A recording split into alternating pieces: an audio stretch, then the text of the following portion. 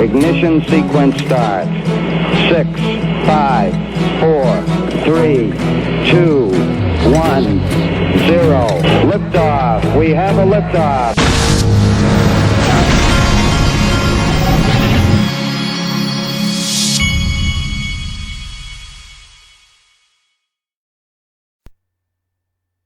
Hey everybody, this is the Digital Asset Investor, and on this Christmas Eve, and by the way, Merry Christmas, I wanted to tell you all to just cool your jets. Ripple and XRP aren't going anywhere. Hashtag zero doubt. Merry Christmas to everyone. And I'm having my coffee this morning. I forgot to put my cinnamon in it, but don't worry, I've still got a good one for you today.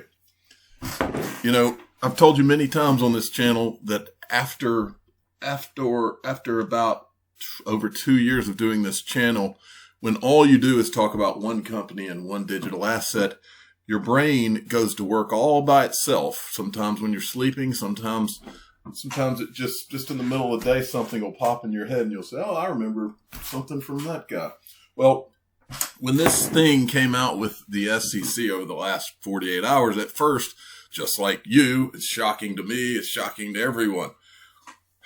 But when you start to sit back and think about it, and you start to really let this roll around in your mind, if you've been around and seen a lot of things and followed a lot of this stuff, you start to go, wait a minute here. And I want to give some credit here. If you do not follow, I was talking to my father, the official father of the Digital Asset Investor channel this morning, and he was telling me that he watched a lot of videos yesterday, but there was one video that he thought I just had to see. And I don't watch a lot of other people's videos much. Every once in a while, if someone tells me I need to see one, I will. Well, they told me, my dad, the official father, told me that I needed to go and watch Brad Combs' video, which his channel's Digital Perspectives. You need to give him a subscribe. I'm just not logged in right now. Okay, but give him a subscribe and go watch this video. Brad gave me the idea that was the seed where I was like, you know what? I haven't been really focusing on the right ball right here. But here we go, because at the end of this, I believe you too will draw the conclusion that, hey, maybe this isn't what meets the eye. Maybe Ripple, and here's the upfront premise that I'll give you. Maybe Ripple needed a lawsuit. That might sound crazy, huh? Maybe Ripple maybe crypto needed a lawsuit like this. All right. But there are no coincidences, and do cool your jets. Okay. I showed this the other day. And what this is, what you're looking at, this is Jay Clayton's agenda. This is from August the 20th of 2018. I want to remember that date because there's a couple of dates in here that when we get to them, I want to see if they were close. I didn't look, but it wouldn't surprise me if they were pretty close to this date. So on the 20th of August, 2018, right here at 11 o'clock, you've got a meeting with Ripple. And this is Jay Clayton, Brad Garlinghouse, David Schwartz. By the way, the other day, David Schwartz was joking around on Twitter about this SEC lawsuit. He was joking around about how he had been given the title of Cryptographer 1. I thought that was kind of weird. If the SEC had sued me, I know David Schwartz jokes around a lot on Twitter and things, but if the SEC had just sued me, I wouldn't be joking about anything. That's just me. Okay. But he was laughing about how he was now called Cryptographer 1 or whatever, and actually changed his title on Twitter. So anyway, Brad Garlinghouse, David Schwartz, John Roscoe, special assistant to the president, all met with Jay Clayton at the SEC on August 20th, 2018. And then Ian Northing reminded me of this, okay? He says, okay, it's the 26th and the court date, and he had tweeted this out back in August, okay? So the 26th and court day is today. I want to show you what company Ripple keep and why regulation is taken care of. Here, 20th of August, 2018, Brad and David go see the president. I don't think it was the president. I think it's the Jay Clayton. Or if it was the president, and I'm reading this all wrong, it was the president with Jay Clayton in the office. Maybe Jay Clayton, that may be what this is. Maybe they were at the White House and Jay Clayton had to put it on his schedule that he was there. So he's in the room. All right. And then the president then it's John Roscoe, let me go. I'm going back to the blown up thing. So then John Roscoe's in the room as well. And he's talking about who John Roscoe is. And here's, let me see if I missed one. John Roscoe's Chief of Staff, Office of the Director, okay? FHFA 2009. And then it goes on to kind of Federal Housing Finance Agency regulates Fannie Mae, Freddie Mac. 11 federal home loan banks, these government-sponsored enterprises, provide more than $6.2 trillion in funding for U.S. mortgage markets, okay? Then he goes on. If you look at the next meeting, you will see Andrew Sutherland, who represents corporations, financial institutions, and individuals in the U.S. Securities Exchange Commission, U.S. Department of Justice, Financial Industry Regulatory Authority, okay? Here's Andrew Sutherland, okay? And he was right here. Okay, so he's in there at 2 o'clock after the 11 o'clock, right? And then look here, and he'll show this in the thread too.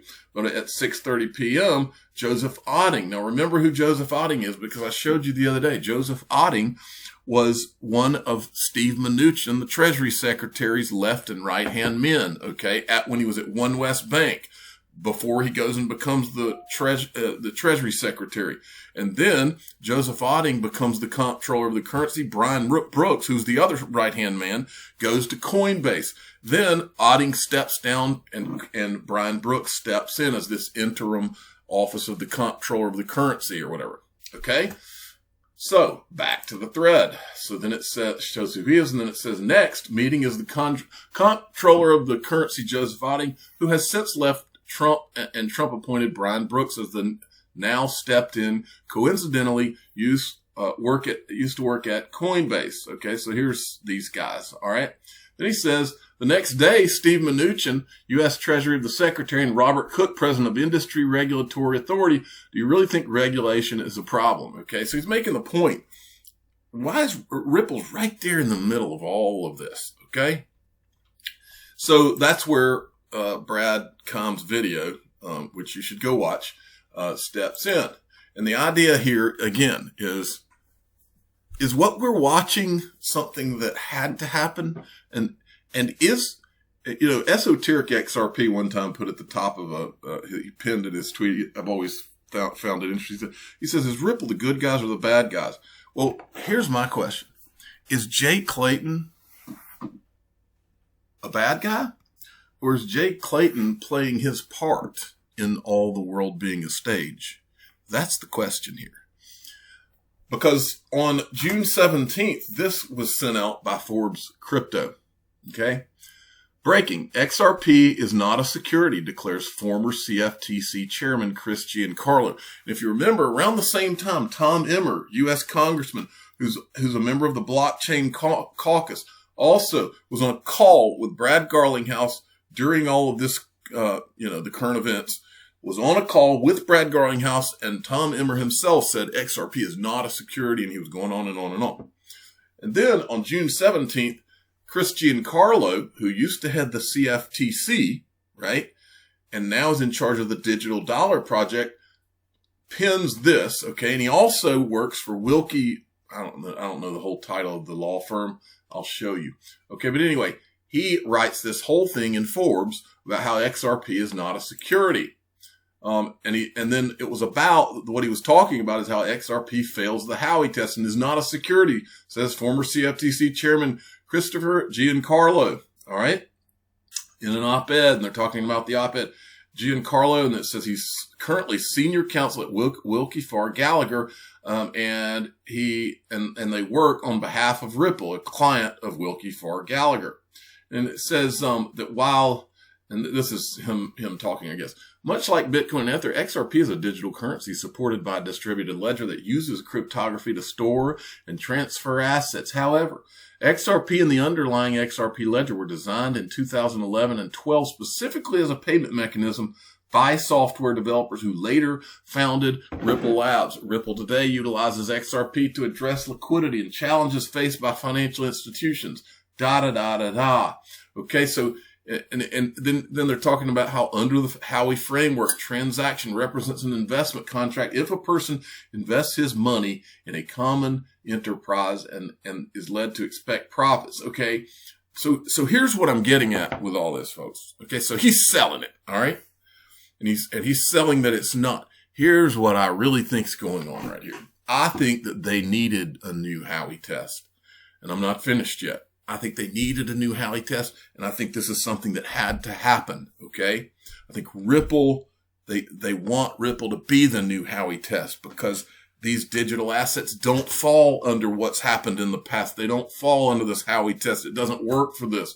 Now look, this is the Howey test, SEC versus WJ Howey. Okay. It was a case in which the Supreme Court of the United States held that the offer of a land sales and service contract was an investment contract within the meaning of the Securities Act of 1933, So the case resulted in a test known as the Howey test to determine whether an instrument qualifies as an investment contract for the purposes of the Securities Act. Okay. So it's important to get this out of it. The case resulted in a test. In other words, no Supreme Court case, no Howey test. And what I'm telling you is no Supreme Court case or no SEC lawsuit, no Ripple test. That's what I'm saying. That's what I think this is. Now, I'm not finished. Here we go. Stuart Alderati, what does he say when this comes out? This is what his tweet was when this SEC lawsuit came down. And you don't have to read all of it, but this part right here. Here's the plus side. The industry will finally get the clarity it deserves. Goodbye, Howey test. Hello, Ripple test. And then Emi Yoshikawa, who works at Ripple, also retweeted this and said the same thing about Ripple test. Okay. And then Stuart Alderati tweets again. And he says, it's easy to play amateur Twitter lawyer. Wait till you see the real pros in action. Michael Kellogg has argued 14 cases in the Supreme Court. So he immediately goes to talking about how one of their major attorneys argues things in front of the Supreme Court. Is that what this has all been about? Is this whole thing we're watching something that had to happen? That's where I'm leaning. Okay. Now, so to believe, look, I've been guilty of it too. But to believe Jay Clayton is just this rogue bad guy who just, screw all of you. I'm gonna dump on crypto as I walk out the door and just flips us all the bird. You have to believe that this guy is not emotionally connected or connected in any way to all of these other people that are obviously trying to be pro crypto and trying to let this be a new part of taking our financial system into the next century. Okay. But everybody else seems to be working towards it. But we're supposed to believe that Jay Clayton is this rogue guy that's just out there and notice, and it's telling for me. Here's what's telling. I've looked around. Guess who's not commenting on this? That every time some new regulation comes out, these guys retweet them. All these people that we're talking about, whether it's Hester Pierce or Brian Brooks or Christian Carlo or Tom Emmer, these guys, all these pro crypto regulations that are coming about and different things that are happening, they retweet them or they comment on them. Not this one. They haven't said a word about Ripple. It's almost like they don't want to touch it. But I think that some people see that and say, oh, they don't want to touch it because that's some radioactive thing. That's an awful thing. I don't think that's it at all. I think they don't want to touch it because they know this has to happen. That's what I believe is going on. That's what makes sense because everything else about it doesn't make sense. This would make sense. Now, so let's look at that. Okay. Remember, Christian Carlo was he was the chairman of the CFTC. While Jay Clayton is the SEC chairman, these guys worked together. They're not like some adversaries or whatever. In 2018, they were literally walking all of this crypto stuff through the heights of power. They were walking it through Congress, and I'm going to show you that statement. They're putting out joint statement by SEC Chairman Jay Clayton. And remember, Christian Carlo now works for a law firm that represents Ripple, and Christian Carlo is running the Digital Dollar Project. All of this at the same time. Statement by SEC Chairman Jay Clayton and CFTC Chairman J. Christopher Giancarlo. Regulators are looking at cryptocurrency. Okay, they were beginning to sell it. January 25th, 2018. All right, and remember, The meeting with Jay Clayton and Ripple was August, okay, of 2018. These guys started selling it in January. And when I say sell it, here's them in the Wall Street Journal. Their regulators are looking at cryptocurrency at the SEC and CFTC. We take our responsibility seriously. January 24th of 2018. All right. And I've tweeted this out. All the world's a stage. XRP is the one. It's always been the one. I believe that. Okay. Next. So here's this. Let me see when this is from. So this is February 6th of 2018. And this is Richard Shelby. He questioned SEC Chairman and CFTC Chairman Chris Giancarlo about cryptocurrencies in the Senate. This currency, cryptocurrencies, they lack intrinsic value, it seems to me. They lack liquidity. Sure, people have probably made a lot of money going up, and a lot of them made money or lost money going down, but I don't know where the bottom is, if the bottom was ever reached, as opposed to a sovereign issued currency. You disagree? No, Senator. I don't know where the natural equilibrium point is in this, but I will tell you there are some economists who posit that there is a relationship between Bitcoin value and the difficulty or the cost of mining which is a process of electronically producing these, and that there are some charts I've seen that have plotted that correlation that seem to be readily correlated until last summer when the price broke free of that correlation, and that it came back into correlation late at the end of the year last year. Now, I'm not an economist.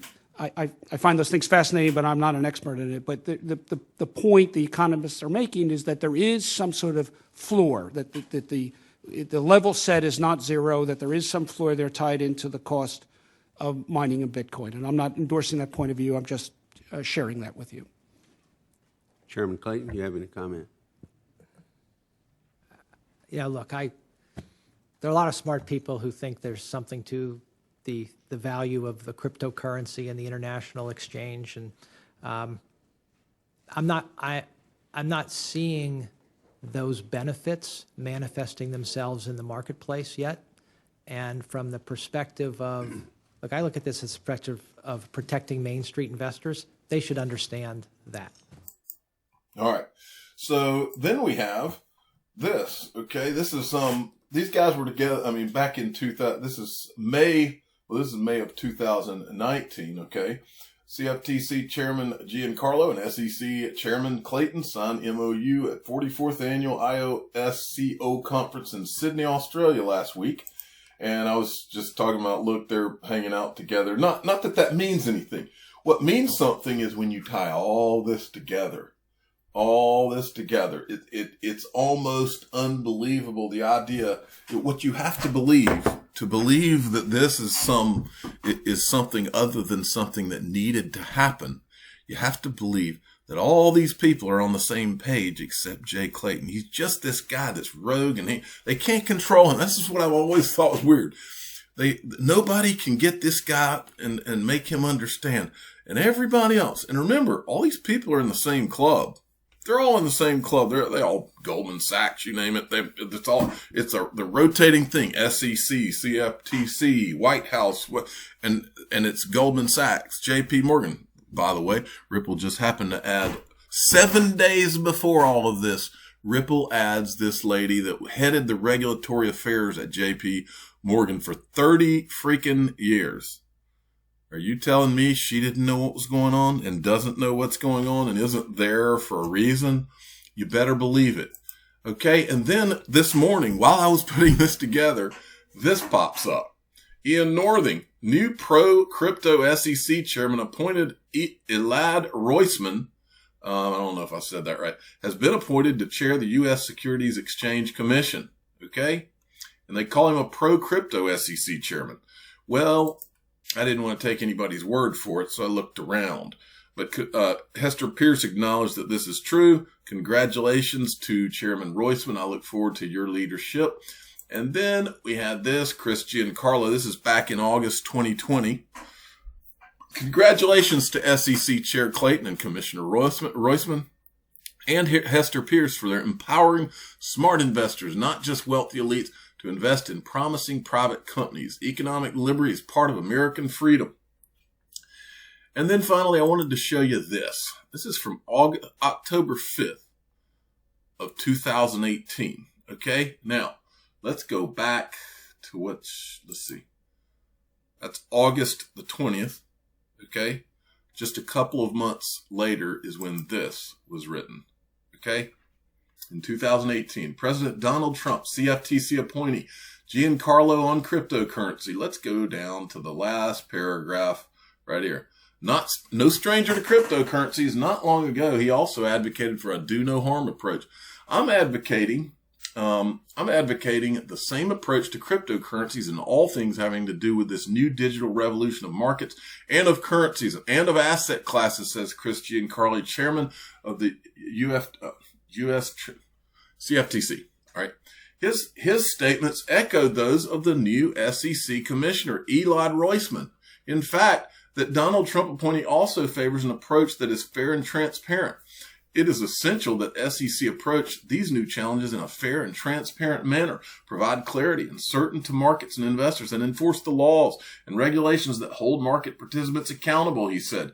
In conclusion, with the CFTC apparently on board with cryptocurrencies, we may soon near greater global adoption. That, and it doesn't hurt, members of the SEC like crypto too. Actually, let me show you something. Today, I think is the last day of this. If you've seen all these hackers now, folks, I'm going to warn you again. We've seen all this stuff about hackers recently. One of the protections, besides having like an antivirus software and all that, is to have a VPN. This is a pure VPN. Today's the last day, 88% off Christmas sale for pure VPN, and it allows you to surf the web anonymously, masks your IP address. I'm the digital asset investor. I'm not an investment advisor. This is for entertainment purposes only. Please subscribe, hit the like button, tell your friends and family that the Ripple test might very well be the next Howey test. Thank you for listening, and maybe that was the plan all along. Thanks for listening.